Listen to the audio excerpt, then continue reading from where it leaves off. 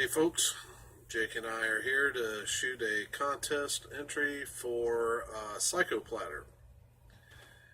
He's doing a 500 subs contest, and there are 3 questions, and we're going to try to answer all 3.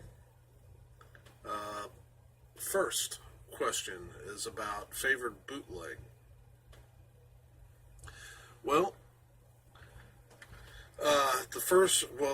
I don't have a whole lot of bootlegs, but I guess this will count. Even though I actually bought it from the artist. The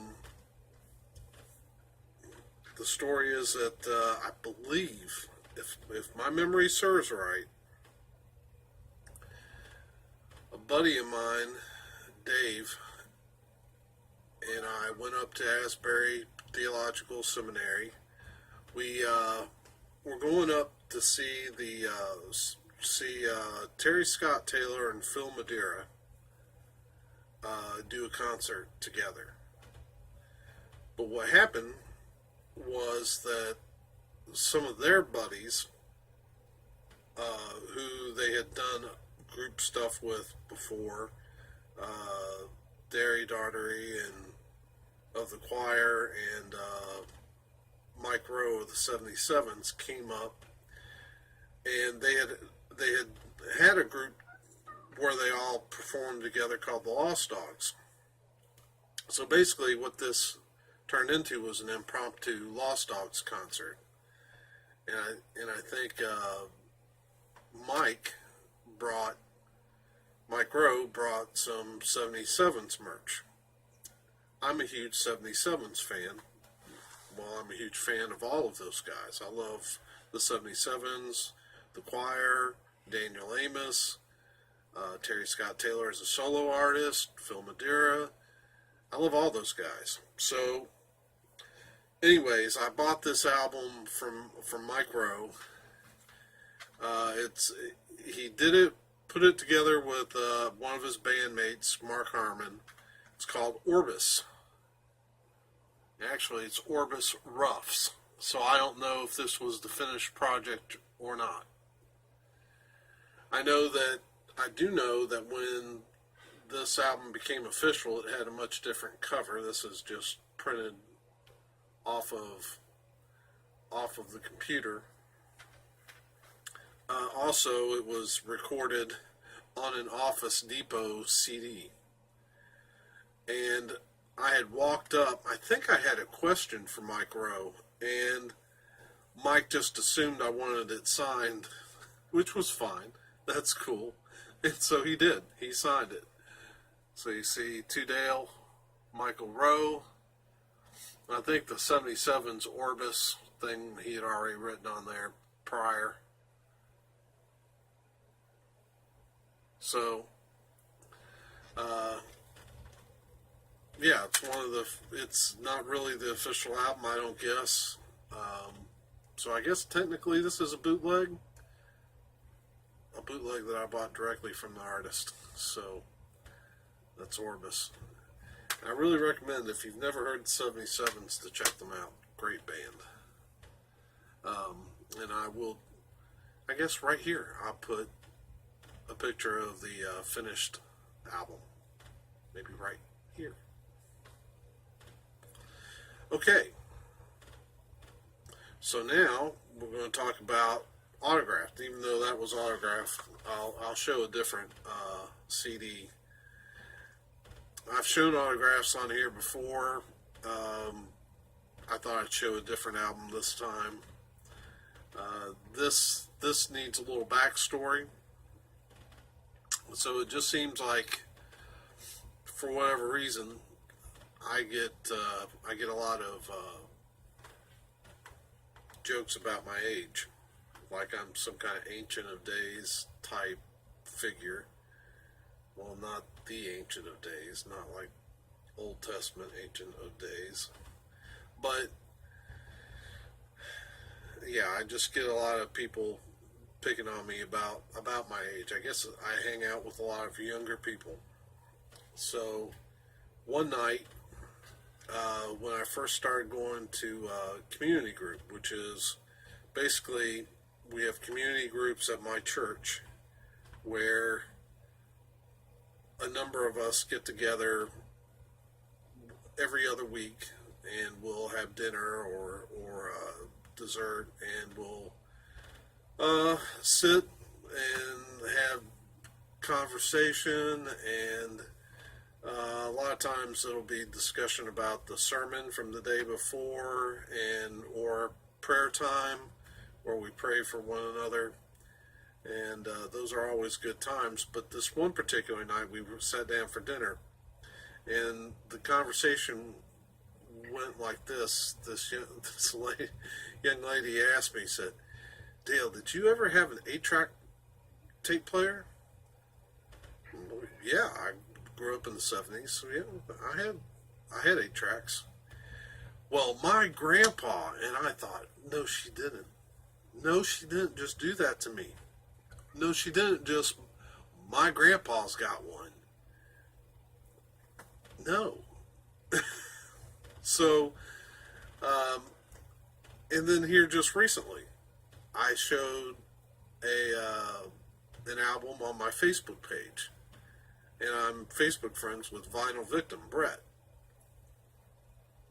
and he said, comes on underneath, says, my parents had this album. I thought, no, Brett, you didn't just do that to me. I'm not that much older than you, buddy. Wow. So, that leads me to this.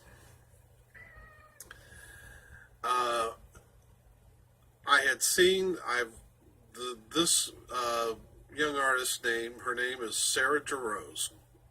I first saw her on KAT. I was watching, was it Austin City Limits, I believe? And they had Steve Martin on there, the comedian, who is also a world-class banjo player. And he did half of the show, and Sarah Jarose did the other half. And I really liked her music. So, Ear Ecstasy, which was a record shop here in town, they had an in-store with Sarah Jarose to promote her new album. And I went up there to see it, and I met a friend of mine, Jen Sharp, now Jen Cabbage, but I met her up there. Jen's, I would say I got at least 10 years, if not more, on her. I met her when I was working with the homeless. I had a lot of younger friends back then, so we met up there. I don't know what we were going to do afterward. Might have been some kind of social event afterward, or maybe we were just going to grab a bite to eat or something. But anyway, the in-store performance went. I started doing what I do, and that's, they had a bunch of vinyl there. They had bins that were on sale. I think they were like 2 for $1 bins, and so I started, while everybody else was getting their CD signed, I went ahead and got a healthy stack of vinyl, and the line died down, so I walked up, and of course, when you approach an attractive 20-something young lady, the first thing that any middle-aged man wants to hear is, "You remind me of my dad." To which I immediately turned to Jen and said, "Did you put her up to this?" And she was laughing and said no. And so finally Sarah Jarose said, "No, I just mean that my dad would, if he was in a shop like this, would have a big stack of vinyl." No, that didn't help. So anyway, I did get it signed by her and her band, even though I was made to feel like a senior citizen when I got it signed. All right. Now, finally, the final one is a couple lost opportunities. Um, one was at one of my favorite places, Great Escape. They had a Black Sabbath Blu-ray. It wasn't that much. It might have been $6. And at that time, I hadn't really delved into Black Sabbath. I came late to the mainstream metal party. I listened to a lot of Christian metal when I was in my late teens, early 20s, well, all through my 20s. And back then, it was probably a good thing because I barely had enough money for that, let alone trying to buy, you know, everything under the sun. So, anyway, I left it. And now that same Blu-ray, and I have quite a DVD Blu-ray concert collection. Now that same Blu-ray is running about 30, 35, I think, whenever I've seen it.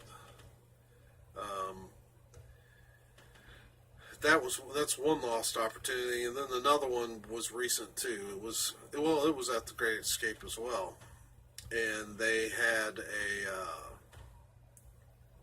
a bunch of Billy Joel albums, Songs from the Attic, An Innocent Man, I think.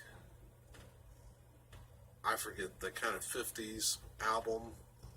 They had like 3 or 4 Billy Joel albums that I thought, man, I really need to get these. But I was buying a bunch of other stuff, and I thought, well, no, maybe not right now. And then by the time I made up my mind, I really need to get those Billy Joel albums. They were gone. So there's a couple of missed opportunities.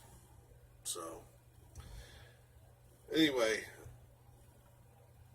that's my entry for Psyko Platter's contest. If you don't subscribe to this channel, get over there.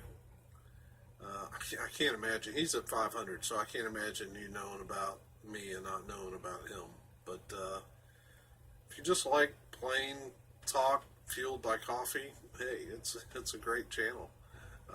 Get over there and sub it. So anyway, for me, for the furball, I hope you all have a great night, and we're going to try to get this uploaded in time for the contest. So have a good one, folks.